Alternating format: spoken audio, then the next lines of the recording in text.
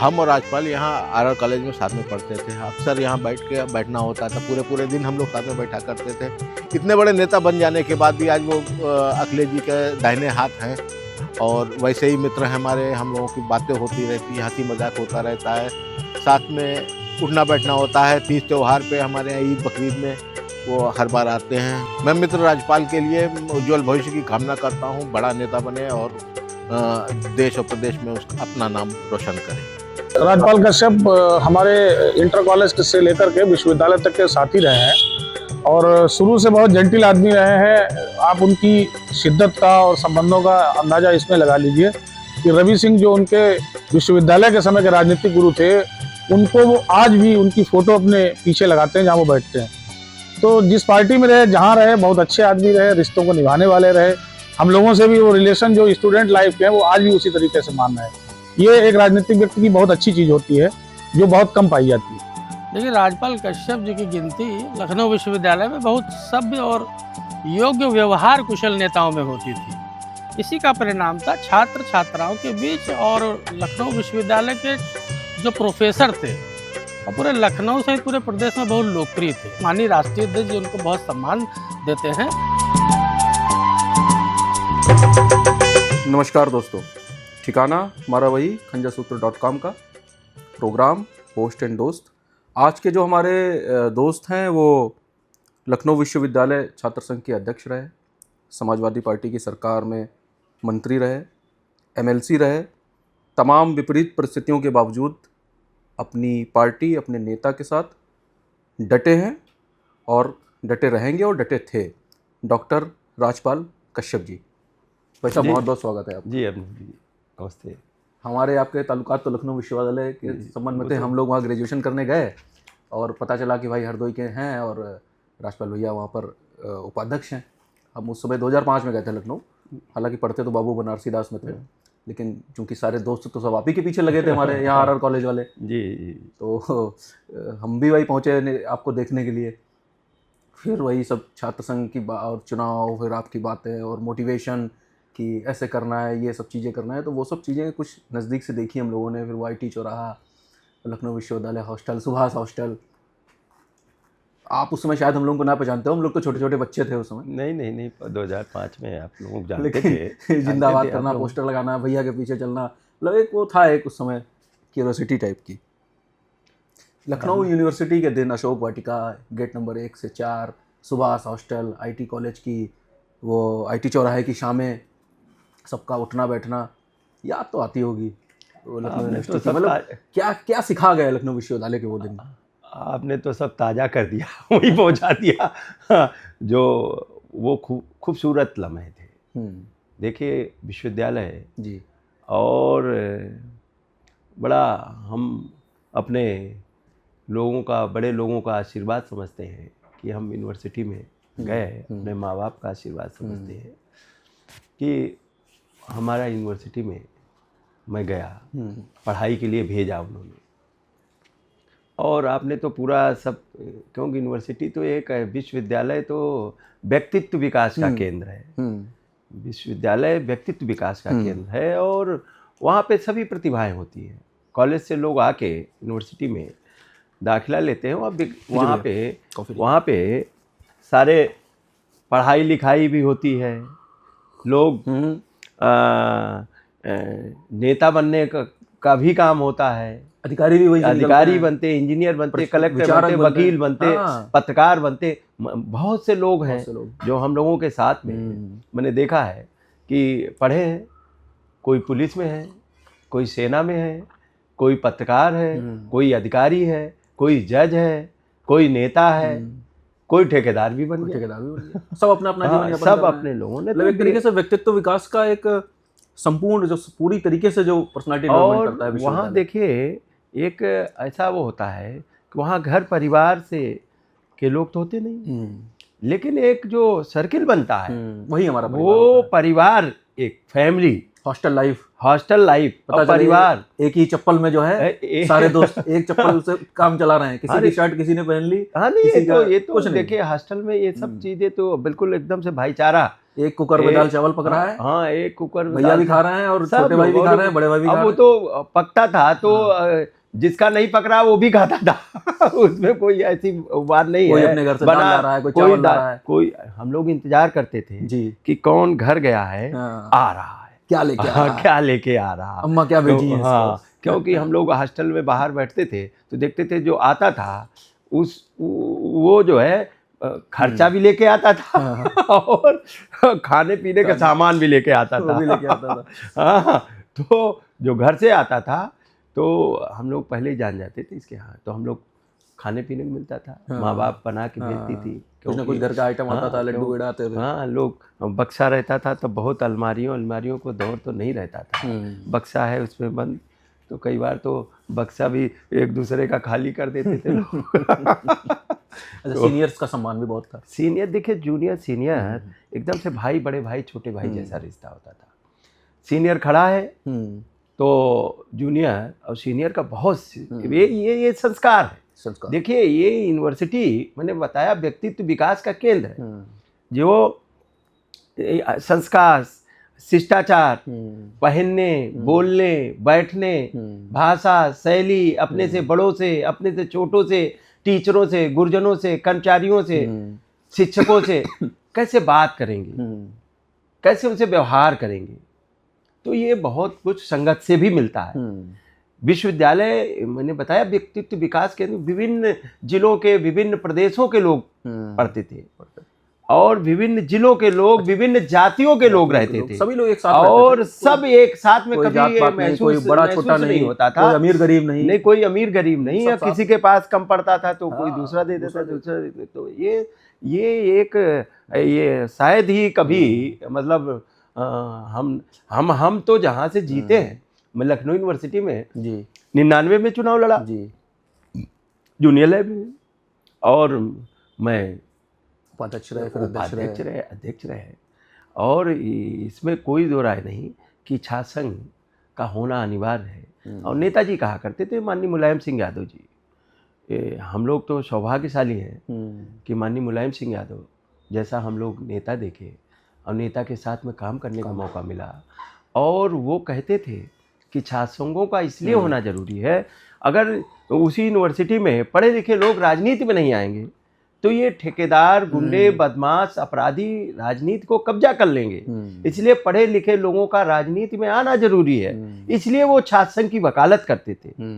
और छात्र संघ तो डॉक्टर लोहिया, जयप्रकाश नारायण से लेके पंडित जनेश्वर मिश्रा, हमारे मोहन सिंह से लेके डॉक्टर शंकरदयाल शर्मा जी तो हमारे यूनिवर्सिटी में ही रहे। तो बड़े बड़े लोग निकले, और नेताजी स्वयं कहते थे कि मैं छात्र संघ से निकला हूँ, हाँ, और नेताजी भी छात्र संघ से निकले थे। अच्छा, हॉस्टल के सीनियर्स का सम्मान जैसे पहले तब था, अभी भी जैसे आप दूसरी पार्टी में है, आपके कई सीनियर्स बीजेपी में हैं, बड़े नेता हैं, लेकिन हमने ये देखा है अक्सर जब आप लोग मिलते हो तो उसी सम्मान भाव से मिलते हो, जैसे यूनिवर्सिटी में आप किसी के सीनियर थे या आपके कोई जूनियर था, या आप इस तरीके से, मतलब नहीं, देखिए ये तो दल, वो अपने संबंध तो दल तो है, हाँ। दल विचारधारा, विभिन्न वो मसला नहीं करते, विभिन्न विचारधाराएं होती हैं, लेकिन हम लोग सामाजिक ही तो हैं।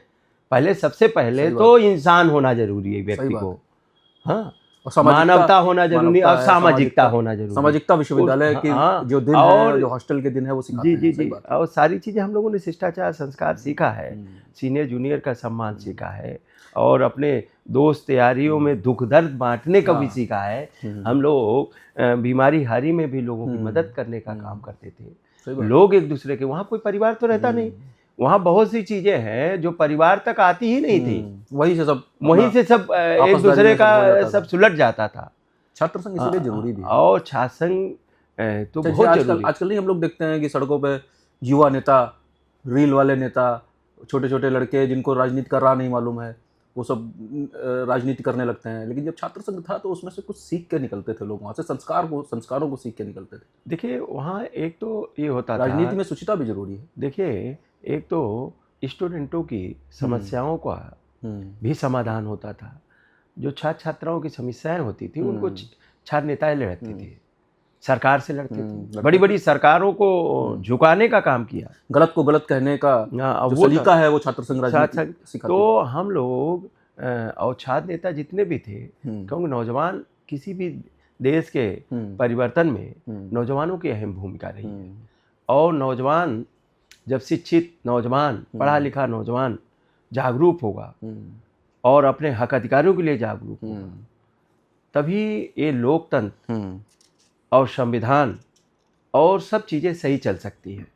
सही को सही कहने की सही को सही, अगर गलत को गलत क्षमता कहने नहीं की है, क्षमता नहीं है तो फिर तो सरकारें निरंकुश हो जाएंगी। कुछ हो जाएगी। हाँ? और ये वहीं से और सीखते हैं। आंदोलन और ये सब डॉक्टर लोहिया कहा करते थे, अगर सड़कें सूनी हो जाएंगी तो संसद आवारा हो जाएगी। आवारा हो जाएगी, सही बात। हाँ, तो ये सब छात्र संघों के माध्यम छात्र संघ जरूरी है, लेकिन क्यों नहीं हो रहा है छात्र संघ बहाल? आपकी सरकार थी तब अच्छा था, इधर बाद में सरकार बदली, छात्र संघ के ऊपर कोई ध्यान ही नहीं दे रहा है। ऐसा नहीं है कि दिल्ली में चुनाव नहीं हो रहा है, और भी दिल्ली यूनिवर्सिटी चुनाव हो रहा है, तमाम विश्वविद्यालयों में चुनाव हो रहा है, अपने यहाँ क्यों नहीं हो रहा है? देखिए, ये कारपोरेट जो है, कारपोरेट ने कुछ पार्टियों को कारपोरेट ने कब्जा कर लिया।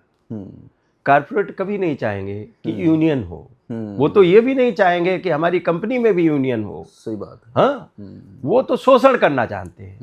कारपोरेट केवल शोषण करता है, और ये कारपोरेट पार्टियां आ गई। कारपोरेट पार्टियां नहीं चाहती हैं कि कोई नौजवान नेता बने और छात्र संघ ना हो। छात्र संघ नहीं होंगे तो जो नौजवान होता है बड़ी बड़ी सरकारों को गिरा देता है। हाँ, आपने देखा बांग्लादेश में, देखा नेपाल में, देखा बड़ी बड़ी सरकार, छात्र आंदोलनों ने सरकार छात्र आंदोलनों ने सरकार गिराई। छात्र आंदोलन से बड़े बड़े नेता निकले, बड़े नेता निकले। हाँ, और समाजवादी लोग तो छात्र आंदोलन से ही निकले। नहीं, भाजपा में ब्रजेश पाठक जी छात्र नेता थे, सब लोग, आपके दयाशंकर सिंह जी छात्र नेता थे, तमाम बड़े बड़े नेता छात्र संघ से निकले। नहीं, इसमें कोई दो राय नहीं, लेकिन आवाज उठानी चाहिए। नहीं, इनको आवाज क्या, ऐसा है ना, दल की विचारधारा होती है। कुछ तो मजबूरियां होंगी, यूं कोई बेवफा नहीं होता। दल की विचारधारा होती, तो मैंने बताया कुछ पार्टियां कारपोरेट पार्टियां हैं, वो कभी नहीं चाहेंगी कि जमीन से उठे हुए लोग नेता बने, या नौजवान कोई नेता बने, या ये अपनी बात उठाने लगे। ये लोग चाहते हैं गुलाम प्रवृत्ति के लोग, नौजवान जो है गुलाम प्रवृत्ति का हो जाए, इसको जो हम बताएं वही समझे, वास्तविकता में ना जाए। वास्तविकता में और संघर्ष करने वाले लोगों को रोकने के लिए, भाई आज छात्र संघ में कौन लड़ता था? जितने छात्र संघों में लोग अध्यक्ष बने हैं, बहुत कम लोग होंगे जिनके कोई खानदान में कोई नेता रहा होगा। सही बात है। हाँ, सही बात। हाँ, सही बात है। आपके तो लगता नहीं, आपके मेरे परिवार में तो भाई नहीं कुछ, सीधे साधे सब मेरे लोग तो थे, परिवार, माँ बाप हमारे सामान्य परिवार के, और माँ बाप ने अच्छे संस्कार दिए। मैं उसका मैं आज भी धन्यवाद, मतलब कितना, मतलब धन्यवाद क्या देंगे, धन्यवाद तो नहीं, जो माँ बाप ने हमें सिखाया, ईमानदारी, सादगी, सज्जनता, और जो उन्होंने मेहनत सिखाई, वही ताकत है। और उन्होंने कभी हम लोगों को गलत कोई भी चीज़ हुई तो उसका उन्होंने प्रतिकार किया, और गलत संगत नहीं करने दी। तो ये हम माँ बाप ने हमारे पढ़ाया, निष्ठा सिखाई, जिसके साथ हैं, इसके साथ उसके साथ हैं, ईमानदारी के साथ। कभी कितनी परिस्थितियां विपरीत आई, हम लोग कितने मुकदमे झेले, कितने लोग जेल गए, कितने सरकारों से कभी नहीं डरे, नहीं कभी नहीं डरे, कभी नहीं। और कई मौके भी लोगों ने दिए, कई बार मौके पे लोगों ने वो भी किया, लेकिन नहीं भाई, आज जिसके साथ में जुड़ गए, एक जीवन मिला है, एक जीवन मिला है, जिसके साथ जुड़ गए, और जुड़ गए ऐसे नहीं जुड़ गए कि जुड़ गए, उनमेे कुछ है इसलिए जुड़े हैं, इसीलिए जुड़े हैं। सही बात है। हाँ, ऐसा नहीं कि मतलब कोई ऐसा नहीं है। ताली एक हाथ से तो बसती नहीं। देखिए, हमने बहुत सोच समझ के, पढ़ लिख के, और दल और राजनीति का और राजनेता का चयन किया। तो हमने ऐसे नहीं कर लिया कि खाली विधायक, MP, MLA बनने के लिए, या एक ही समय मैंने जिस दल का चयन किया है उनकी एक विचारधारा है। नेताजी की एक विचारधारा थी, उन्होंने एक उत्तर प्रदेश सहित देश में एक मिसाल पेश की। उनके जो काम, उनकी जो विचारधारा है, आज सेना पे बताइए, सेना में शहीद हो जाता था जवान, डेड बॉडी नहीं आती थी, कपड़े आते थे, टोपी आती थी। ये दुख दर्द किसने समझा? नेताजी ने समझा, और उन्होंने कहा कि चाहे जितना पैसा लगे, उसकी डेड बॉडी जाएगी जिले में, और राजकीय सम्मान होगा। जिले के DM, SP, कलेक्टर सैल्यूट करने जाएंगे, पूरी व्यवस्था करेंगे, जिले का मिनिस्टर जाएगा। ये शुरुआत मुलायम ये नेताजी ने किया, रक्षा मंत्री रहते। तो ये हमें याद है, हम लोग तो गाँव से रहने वाले, हमारा गांव यहाँ हरदोई से 7-8 किलोमीटर दूर है। साइकिल से आते थे लोग, सब्जी लेके आते थे, चुंगी वाला बैठता था, हम्म, चुंगी पे लोग रोक लेते थे, चुंगी देनी पड़ती चुंगी थी, देनी सब्जी पड़ती थी। सब्जी भी ले आने की चुंगी देनी पड़ती थी। मतलब कोई अगर बेचने जा रहा उससे ले रहे हैं वो अलग विषय, जो अगर किसी के घर में भी कोई ले जा रहा था, इंस्पेक्टर राज खत्म कर दिया नेताजी ने, चुंगियां खत्म कर दी। चुंगी खत्म कर दी। नहीं, गरीब आदमी कुछ भी ले आ रहा गांव से शहर की तरफ तो उसको रोका जाता था, नाजायज परेशान किया जाता था।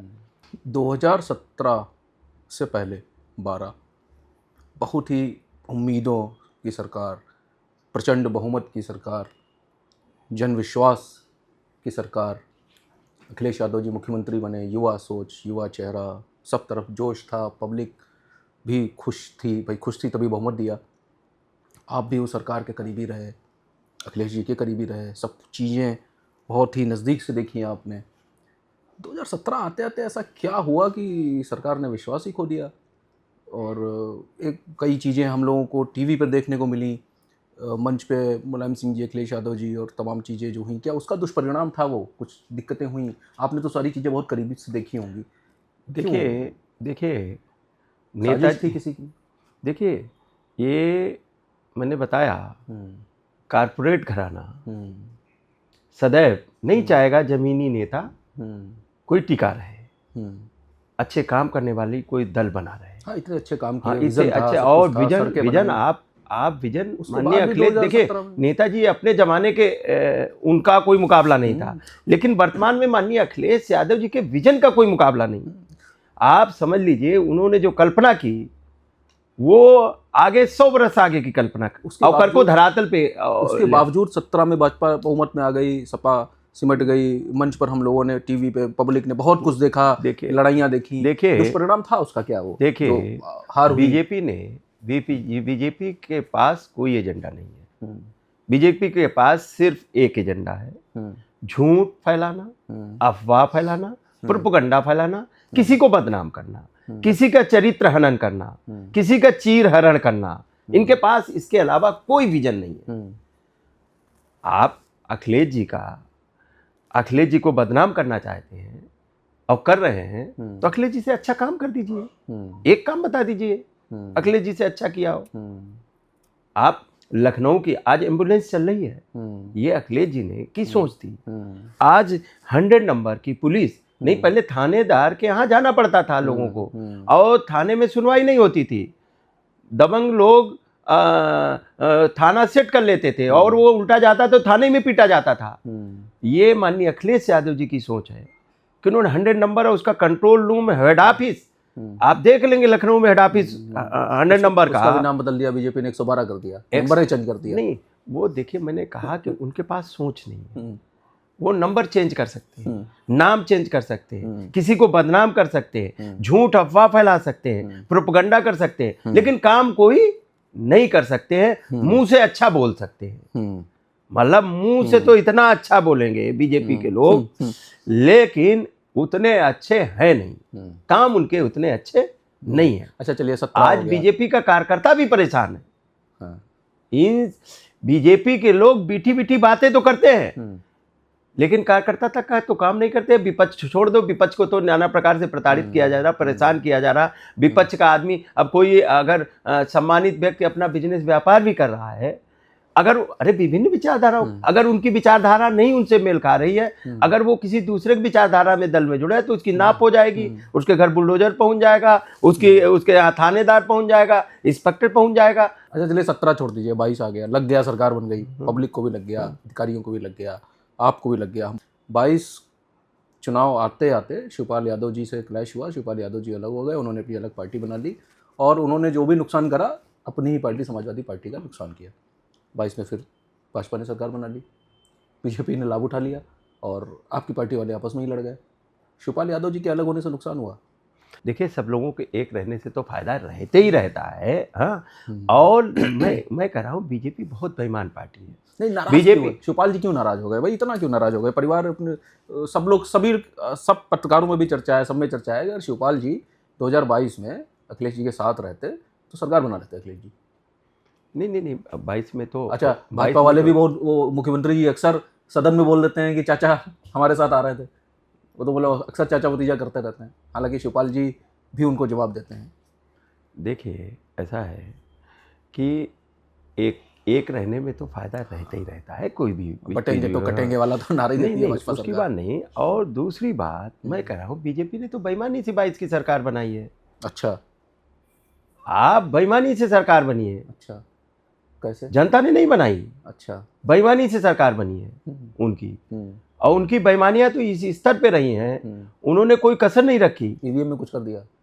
ईवीएम छोड़िए, अच्छा उन्होंने कोई, ये भी तो भ्रष्टाचार है। आप पैसा बांट के, शराब बांट के, दारू बांट के, अब सत्ता थी भाई, धमका उनकी सत्ता के थी तो। धमका के बुलडोजर खड़ा करके आप लोगों को धमका रहे थे, लोगों को वोट नहीं डालने दे रहे थे, तो ये तो बेईमानी से सरकार बनी। और कितनी सीटें मामूली अंतर से, जिस समाजवादी पार्टी को ये लोग कहते थे 47 सीटें आई थी 2017 में, हाँ, और उससे पहले बीजेपी की भी ये इतनी थी, हाँ। अब 22 में हमारी सरकार बन रही थी, 22 में माननीय अखिलेश यादव जी की तरफ जनता पूरा, और उसी में कोविड आया, इन्होंने रैलियों पे रोक लगा दी, उनके रथ पे रोक लगा दी, हाँ। आपदा में अवसर ढूंढा उन्होंने। उसके बावजूद भी समाजवादी पार्टी मजबूती से लड़ी और लगभग 70-80 सीटें, भाई हमारी 120-21 सीटें लगभग हम लोग जीते ही थे, हाँ। और उसके बाद 70-80 सीटें जो 5,000 के अंतर से नीचे, इसीलिए तो कयास लगा था चुनाव भाई, 5,000 की जो अंतर रह गया, कोई हार अंतर थोड़ी ना हार कोई, वही तो इसलिए तो कयास लगा रहा था कि हाँ, लग रहा, सभी लोग लगा रहे थे कि भाई 22 में अखिलेश यादव जी सरकार बना लेंगे, लेकिन वो शिवपाल यादव जी वाला वो जो अंतर रह गया ना, वही नुकसान कर गया। नहीं, वो देखिए ऐसा बाकी है, सत्ता जनित लाभ तो पार्टियां उठाती, वो उन्होंने भी उठाया। नहीं देखिए वो क्या कहते हैं कि हमारी सरकार, मैंने बताया 5,000 के अंतर से, हाँ, हाँ, 5,000 का अंतर कोई अंतर थोड़ी ना होता है, अंतर नहीं होता कोई, हाँ। लेकिन और हार जीत तो 1 वोट की भी होती है, हाँ, भाई हार तो 1 वोट से भी हार होती है, 1 वोट से जीत भी होती है, बस वही अंतर रह गया छोटा सा। देखिए ऐसा है कि ये मैं आपको पूरी तरह से कह रहा हूँ, ये बेईमानी से सरकार बनी, जनता ने सरकार 22 की नहीं बनाई। राष्ट्रीय प्रवक्ता है समाजवादी पार्टी के आप? हाँ, मैं प्रवक्ता के नाते भी कर रहा हूँ, ईमानदारी से कर रहा हूँ। अच्छा। और कितनी जगह वोट की गड़बड़ियां की इन्होंने, कितनी जगह वोट की चोरियां की, और जब माननीय अखिलेश यादव जी ने आरोप लगाए, कितनी जगह वोट कटवा दिए इन्होंने। अब तो सर भी आ गया, SIR आ गया, हाँ। SIR आ गया है। तो मैं आपके चैनल के माध्यम से लोगों से भी अपील करना चाहता हूँ कि ये SIR बीजेपी ले आई है, और बीजेपी षड्यंत्र के तहत लोगों का वोट कटवा सकती है। चुनाव आयोग लाया है इसको तो। चुनाव आयोग और बीजेपी में कोई स्वतंत्र संस्था कहाँ बची? अच्छा। स्वतंत्र संस्था होती तो माननीय अखिलेश यादव जी ने हजारों एफिडेविट दे दिए, अच्छा, उस पर कोई कार्रवाई नहीं हुई। जब राहुल गांधी जी ने मुद्दा उठाया वोट चोरी का, संसद में, तो उससे पहले ही माननीय अखिलेश यादव जी कई बार मुद्दा उठा चुके वोट चोरी का। विरोध प्रदर्शन हुआ बिहार में जब लागू किया। हाँ, बिहार विरोध प्रदर्शन हुआ, और माननीय अखिलेश यादव जी तो पहले ही उठा चुके थे। तो निर्वाचन आयोग ने कहा एफिडेविट पे दो, एफिडेविट पे शिकायतें दी, कोई कार्रवाई नहीं हुई। फिर जब पार्लियामेंट में उठाया माननीय जी ने, तो कहा कि फिर सदन में उठा तो कि निर्वाचन आयोग ने कहा कि कोई एफिडेविट ही नहीं मिला मुझे। फिर माननीय अखिलेश यादव जी ने पार्लियामेंट में उठाया, और बाकायदा रसीद के साथ में उठाया कि ये रसीदें हैं जो जमा किया। तो, हाँ, तो और जब देखिए, ये तो लोकतंत्र की लड़ाई है, इसके लिए तो त्याग तपस्या करनी पड़ेगी। अखिलेश जी ने तो कई मौकों पे, और जो उन्होंने दिल्ली में किया, उन्होंने बता दिया किसी कीमत पे लोकतंत्र को खत्म नहीं होने देंगे, संविधान को खत्म नहीं होने देंगे। और ये लोकतंत्र जीवित है, संविधान जीवित है, तभी तक आम आदमी के हक अधिकार सुरक्षित है। अब वोट किसी कीमत पे, अच्छा वोट की ताकत खत्म हो जाए, वोट खत्म हो जाए, वोट लोगों का ना रहे, किसी गरीब आदमी का कोई नेता जाने वाला है क्या? आज प्रधानमंत्री, मुख्यमंत्री, मंत्री, नेता, विधायक अगर ये गरीब की झोपड़ी में जाते हैं तो ये बाबा साहब का दिया हुआ वोट की ताकत है, इसलिए जाते हैं। हर 5 साल में जाते हैं कुंडी खटखटाने। हाँ, हर 5 साल में जाना पड़ता है, जाना पड़ता है। नहीं तो क्या है, राजतंत्र में क्या था, कोई सुनवाई होती थी, कोई गरीब आदमी आ जाता था, राजा राजा रहता था, रंग रंग की रह जाता था। तो ये सब चीजें हैं। तो इसके लिए माननीय अखिलेश यादव ने तो बैरिकेटिंग लांग के बता दिया ना कि इस लोकतंत्र और संविधान को खत्म नहीं होने देंगे। बाबा साहब को बनाए हुए, अगर इसके लिए कोई भी कुर्बानी देनी पड़ेगी तो हम समाजवादी लोग देने को तैयार हैं।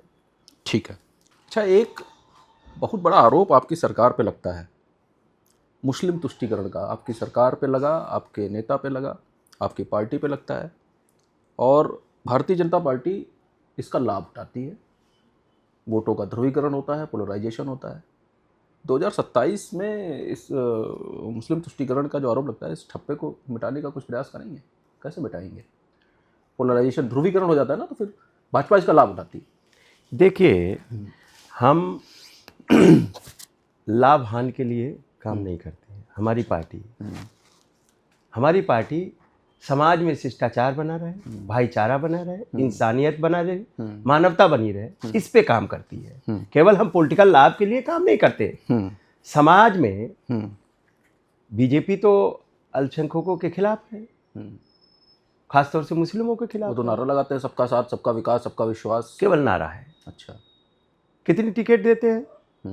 क्यों आप मांगते ही नहीं है उनसे टिकट? नहीं, टिकट के साथ साथ उनका भेदभाव पूर्वक भाषा से ली। देखिए ना, उनके अभी एक विधायक ने क्या कहा, क्या लड़कियों के बारे में कुछ कहा। उनके मुख्यमंत्री जो वर्तमान में चीफ मिनिस्टर हैं, उनकी भाषा शैली क्या थी?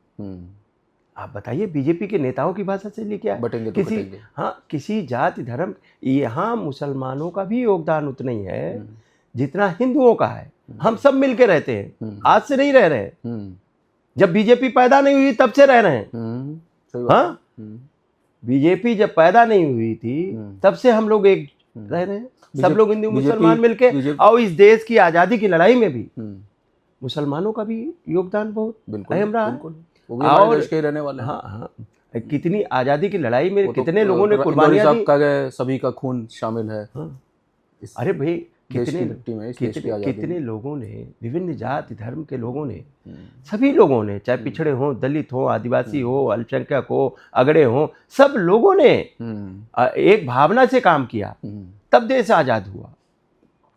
अगर हम लोग बट जाते, हम लोग जातियों में बांट देते, धर्म में बांट देते, तो देश आज़ाद हो सकता था क्या? पिछले 10-15 सालों से कुछ ज़्यादा हो रहा है, ज़्यादा ही हो गया। नहीं, देखिए, इतना नहीं था, इतनी खाई नहीं थी पहले। देखिए, ये पहले नहीं खाई थी, इसलिए खाई नहीं थी क्योंकि बीजेपी सत्ता में नहीं थी। बीजेपी लोगों को डर दिखाती है, इनके पास कोई एजेंडा नहीं। ये नौजवान को नौकरी दे नहीं सकते। ये नौजवानों से कहा था 2 करोड़ नौकरियां देंगे। क्या 2 करोड़ नौकरियां दी? प्रत्येक बरस 2 करोड़ लोग बेरोजगार हुए।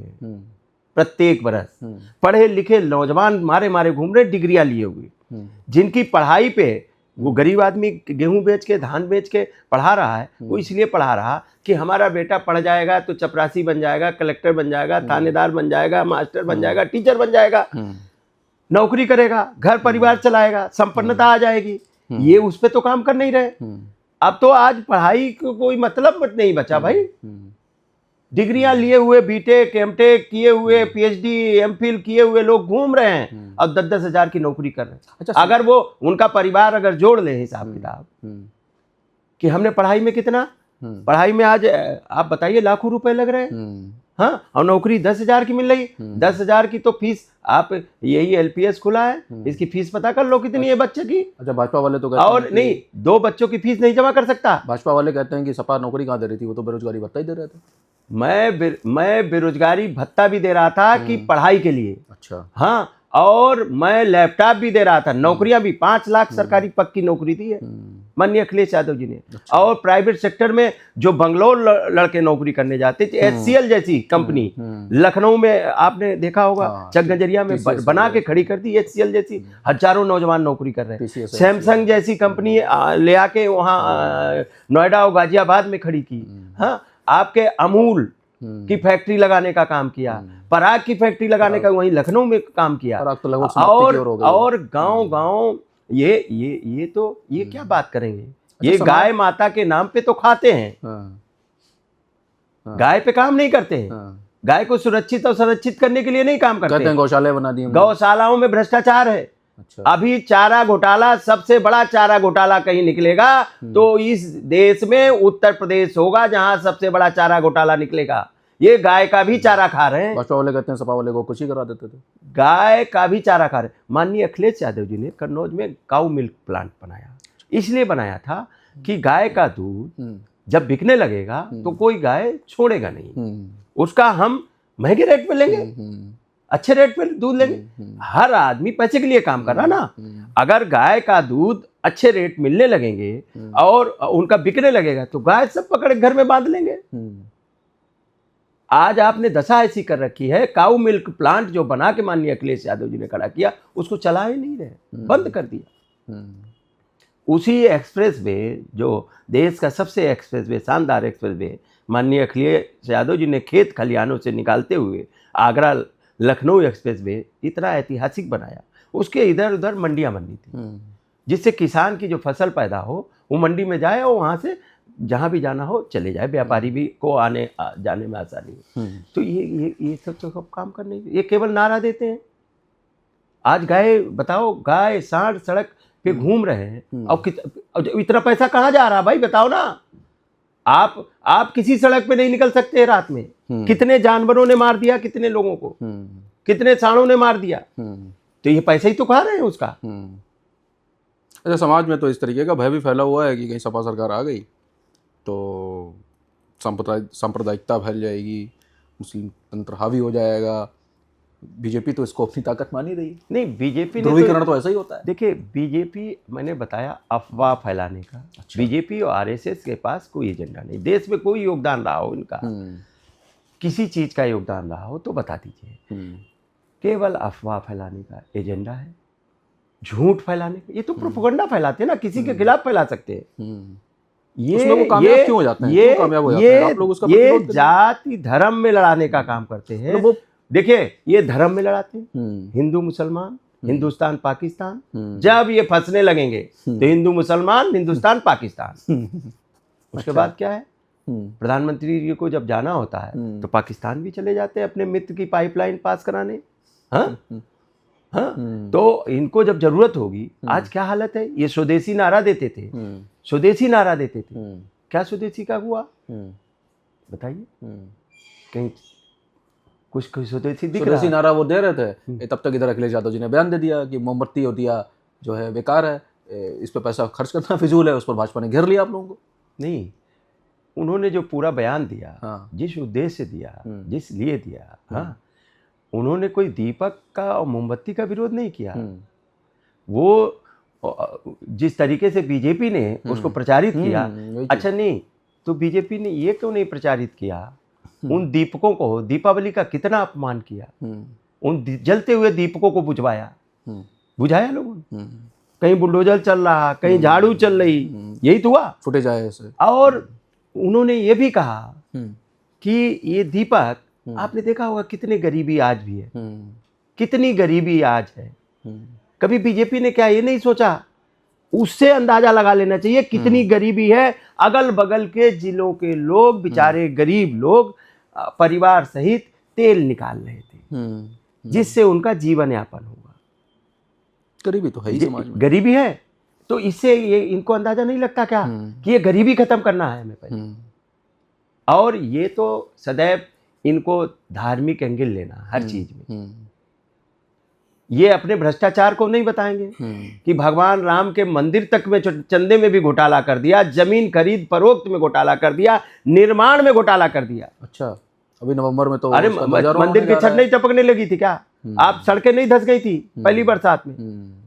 तो आप बताइए, जब इनको भगवान राम से भी डर नहीं लग रहा है तो हम आदमियों से क्या, इंसानों से डरेंगे? सरकार तो उन्हीं के नाम पे बनाते हैं। नहीं, तो सरकार भगवान राम भी जान चुके हैं वो कहते हैं मुलायम सिंह यादव जी ने कारसेवकों को गोली चला दी थी, भाजपा वाले तो। नहीं, तो नेताजी के ऊपर आरोप लगाते हैं। आरोप लगता है। जो उस जमाने के अधिकारी थे, नृपेंद्र मिश्रा जी, उनको तो राम मंदिर का ट्रस्ट का, जिन्होंने आदेश दिया, उनको राम मंदिर ट्रस्ट का वो बना रखा है, सलाहकार थे मोदी जी के वो। हाँ, बताइए। तो ये तो कहो बीजेपी आरएसएस का षड्यंत्र भी हो सकता है नेताजी को बंदा, और नेताजी ने जो न्याय संगत था वो काम किया, सुप्रीम कोर्ट, हाई कोर्ट, न्यायालय पढ़ा है, और इनका काम ही है। बीजेपी का काम केवल है जब फंसने लगो दंगा फसाद करो। 17 के बाद सड़क पर नमाज पढ़ा जाना बंद करा दिया गया, रोज़ा इफ्तार भी रोक दिया गया।